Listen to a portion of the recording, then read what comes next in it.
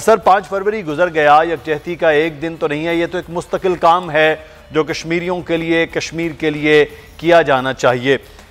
5 अगस्त 2019 से 5 फरवरी 2020 तक हम कहां खड़े हैं, क्या कर चुके हैं, क्या करना चाहिए?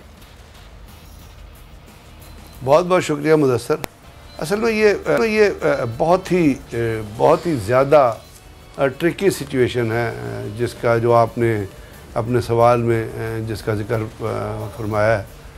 कि इसमें दो चीज़ें हैं कि क्या इस वक्त की क्या पोजीशन है, ख़ास तौर पे जब से कश्मीर के अंदर 370 को ख़त्म किया गया है उस वक्त से लेके और आज की क्या पोजीशन है, और उसके अंदर कौन सी ऐसी चीज़ हुई है जो ये इस तरफ जा सकती है जिससे कश्मीर की राइट ऑफ सेल्फ डिटर्मिनेशन की जो तहरीक है वो कामयाबी से हमकिनार हो। अब कश्मीर के अंदर जो 5 अगस्त को, जैसे आपने कहा 5 अगस्त तो नहीं, 5 अगस्त से पीछे आप चले जाएं तो हालात तो कश्मीर में जुल्म जबर के, असमत दरी के, यानी आप देखें तो 1989 में देख लीजिए, 1990 में देख लीजिए, 1988 में देख लीजिए, विकी लीक्स की उठा के देख लीजिए, 2005 में देखिए यूएस की सेनेट की कमेटी के अंदर एक रिपोर्ट पेश की गई थी जिसमें कहा गया था कि जी कश्मीर के अंदर किस बुरी तरीके से इंडियन फोर्सेस जो है वो जुल्म कर रही हैं। फिर एमनेस्टी इंटरनेशनल की रिपोर्ट उठा के देख लीजिए, एशिया वॉच की। मेरा कहने का मतलब है कि जो हालात हैं उनका वो इसी तरह एग्जिस्ट कर रहे थे। अब उसका फ़र्क ये आया है कि अब उन्होंने कश्मीर को टोटल क्लैम्प डाउन कर दिया है, टोटल हर चीज़ वहाँ पे बंद कर दी है, जिसकी वजह से लोग बिल्कुल ही अपनी मूवमेंट से कासिर होकर रह गए। इसमें चूँकि पहले चीज़ें जो थी कुछ ना कुछ इंटरनेट के ज़रिए, कुछ ना कुछ चीज़ों के ज़रिए, कुछ विज़िट के ज़रिए, कुछ प्रिंट मीडिया के ज़रिए दुनिया तक पहुँच जाती थी, लेकिन जब वहाँ पे बिल्कुल कर्फ्यू लगाया गया तो अब उस वक्त ज़रूरत इस अमर की थी कि उनके मुकदमे को लेके कौन आगे चलेगा। या तो उसमें डेड लॉक आ सकता था कि जी कोई ना करता, क्योंकि कश्मीरी खुद तो बोल नहीं सक रहे, कश्मीर की लीडरशिप नहीं बोल रह सकती। इवन वो जो इंडिया के इत्तेहादी थे महबूबा मुफ्ती एंड को, उनको भी अंदर पाबंद सलासल कर दिया गया। तो उस चीज़ को अगर आप थ्योरेटिकल रिफ्लेक्शन में देखें तो वो पाकिस्तान ने उस चीज़ को, पाकिस्तान की हुकूमत ने दुनिया में जिस तरह उजागर किया है, ये वो रिजल्ट है जिसकी वजह से आपने अपने सवाल के दूसरे हिस्से में कहा कि दुनिया के अंदर इसके ऊपर जो है तहरीकें चल रही हैं। यूनाइटेड नेशंस की तरफ से बयान आया, ह्यूमन राइट्स कमीशन की तरफ से बयान आया। अभी आपने बड़े अच्छे पॉइंट पर, इस वक्त पाकिस्तान मुकदमा लेकर आया है। अब अमरीकी सदर का भारत का ये दौरा है, भारत तो बात इसको कहता है कि ये बायलैटरल मामला, बल्कि अब तो बायलैटरल भी नहीं होता है। अब अमरीकी सदर के दौरे के बाद कश्मीर के मामले पर कोई पेशरफ्त मुतवक्के हो सकती है? मेरा ख्याल मुदस्सर में अमेरिका से सिर्फ बयानात के अलावा, और ख़ास तौर पर ट्रंप जैसे आदमी से, क्योंकि पहले कोई जो सरबराहान थे वो कुछ ना कुछ डिप्लोमेसी, कुछ ना कुछ एटिकेट से ख्याल रख लिया करते थे अमेरिका में, लेकिन ट्रंप जिसने जेरूसलम में दारुल हुकूमत शिफ्ट कर दिया, अमेरिका का कैपिटल शिफ्ट कर दिया और अमेरिका की एम्बेसी शिफ्ट कर दी है, जिसने अभी एक मिडल ईस्ट पीस प्लान दिया जिसमें उसने यहूदियों को इख्तियार दे दिया वेस्ट बैंक का और कह दिया कि जी ईस्ट की तरफ जो है वो पैलेस्टीनियंस होंगे, उससे अगर हम ये तवक्को करें कि वो मुसलमानों के मुकदमे को, क्योंकि कश्मीर में मुसलमान आबाद हैं और इंडिया के साथ उसने बारहा अपने रवाबित का इजहार कर दिया है। फिर यहाँ पे एक बहुत बड़ा फैक्टर इंडिया अमेरिका और पाकिस्तान की जो ट्रायंगल खित्ते की जो बनती है, इसके अंदर बहुत बड़ा किरदार जो है आने वाले दिनों में और आजकल भी है, वो है चाइना का। और चाइना पाकिस्तान के अंदर सी पैक बना रहा है, और सी पैक के ऊपर एलिस वेस्ट ने जो कुछ कहा वो आपने सुन लिया कि उन्होंने चीनी कर्ज़ों को भी और बाकी चीज़ों को भी, हालांकि अगर उनको हकीकत का सामना होता तो पता चलता कि टोटल चीनी कर्जे पाकिस्तान के जो डेट है उसका मेरा ख्याल 18% है। तो वो जो चीन का जो किरदार है उसको भी लिमिट करने के लिए अमेरिका की कोशिश है, उसको लिए वो इस्तेमाल करेगा इंडिया को। तो सिर्फ बयानात की हद तक कि जी मैं सालिसी करा दूंगा, फलाना करा दूंगा, ये करा दूंगा, यहाँ तक तो ठीक है, लेकिन किसी भी तरीके से ये तवक्को करना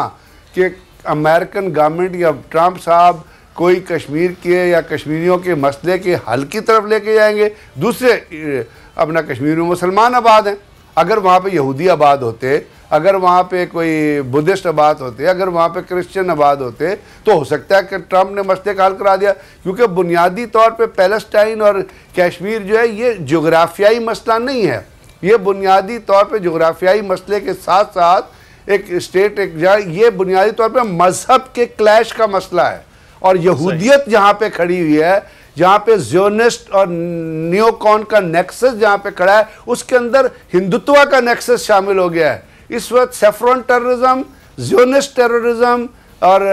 जो नियोकॉन्स हैं वो एक जगह पे एक नुक्ते पे मरकूज होकर रह गए हैं कि मुसलमान ममालिक या मुसलमान मूवमेंट्स हो या मुसलमान ममालिक को नुकसान पहुँचाना है, चाहे वो सी पैक को अपोज करने के सिलसिले में हो, चाहे वो कश्मीर को अपोज करने के सिलसिले हो, चाहे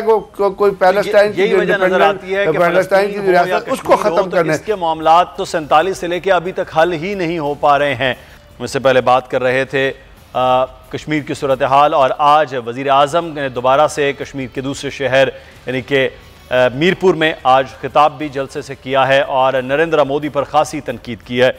लेकिन एक चीज़ बगेड़ी साहब आपसे ये जानना चाहेंगे, भारतीय जर्नैल हों या उनके वज़ीर हों, हत्ता के ख़ुद वज़ीर आज़म नरेंद्र मोदी भी एक एटमी मुल्क होने की हैसियत से पाकिस्तान को धमकियां दे रहे हैं जो दूसरा एटमी मुल्क है, तो क्या इस बात का इदराक पूरी दुनिया की ताकतें नहीं कर रही कि दो एटमी मुल्क आमने सामने हैं और एक धमकियां दे रहा है? ये अगर तबाही इस दो ममालिक की नहीं है तो पूरे खित्ते की होगी। इस बात का तो इदराक है, और जो आउटराइट वॉर है, क्योंकि जो इंडियन लीडरशिप के जो बयानात हैं ना, उन बयानात के लिए इस वक्त जो वहाँ पे गुंडों का जो गमाश्ता है, नरेंद्र मोदी, अमित शाह, अपना क्या वो योगी और बाकी जो इसके जो लोग बैठे हुए हैं, उनकी साइकी के मुताबिक जो वो बयानात दे रहे हैं। दिल्ली का इलेक्शन हो रहा है, आपको पता है, अब जब भी इलेक्शन होता है तो नरेंद्र मोदी या उसके गमाश्तों की तरफ से कोई ना कोई बयान आता है, और वो बयान क्या होता है, वो एंटी पाकिस्तान रेटोरिक्स होते हैं। वो अपना यानी इंडिया के अंदर अगर वो माशियात की सूरत हाल पे बहस करे या माशी सूरत हाल के ऊपर वो जिक्र करे, तो कितने सारे अदारे, वोडाफोन से लेके उनकी जो हाउसिंग इंडस्ट्री से लेके जो उनकी कार इंडस्ट्री से लेके वो क्रैश हो चुकी है। 45 साल की सबसे बड़ी वर्स्ट अनएम्प्लॉयमेंट की स्टेज से इंडिया गुजर रहा है, उनके अपने अदारे की रिपोर्ट कहती है। उनके अपने अदारे की रिपोर्ट कहती है कि इंडियन एक्सटर्नल फाइनेंस मिनिस्ट्री जितने फिगर्स पेश करती है वो सारे 5 फिगर्स हैं। तो वो इस पे तो बात नहीं कर सकता, तो उसने बात करनी है जंग पे। अपने उसका पूरा इलेक्शन उसने अपना लड़ा था, तो वो दुनिया भी ये जान गई है कि जो वो बकता है मोदी या उसके जो गमाश्ते बकते हैं, वो प्रैक्टिकली वो चीज़ होती नज़र नहीं आ रही है, वो प्रैक्टिकली चीज़ हो नहीं हो सकती। इसलिए कि न्यूक्लियर वॉर में फिर पाकिस्तान और इंडिया ही नहीं बल्कि बहुत सारी अमेरिकन फोर्सेस अफगानिस्तान में भी बैठी हुई हैं, इंडियन ओशन में भी बैठे हुए हैं लोग, ईरान, बाकी रीजन मुल्क। तो इसलिए वो उसको ये तो कहते हैं कि दोनों ममालिक के दरमियान सालिसी होनी चाहिए, वो सिर्फ रिलेटेड होती है पाकिस्तान और इंडिया की ऑल आउट या किसी भी किस्म की कन्वेंशनल या अनकन्वेंशनल वॉरफेयर।